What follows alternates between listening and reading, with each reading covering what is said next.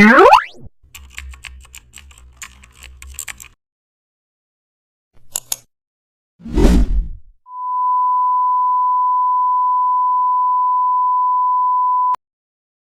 back to the channel. Don't forget to like, share and subscribe for more updates. Today we are working with the align panel to bring order into our shapes. First select all the objects you want to organize. Notice how randomly placed they looked before alignment. Now click align left to anchor everything to one clean edge. You will instantly see perfect vertical consistency. Next use align vertical center to balance their height visually. This creates a polished grid-like appearance.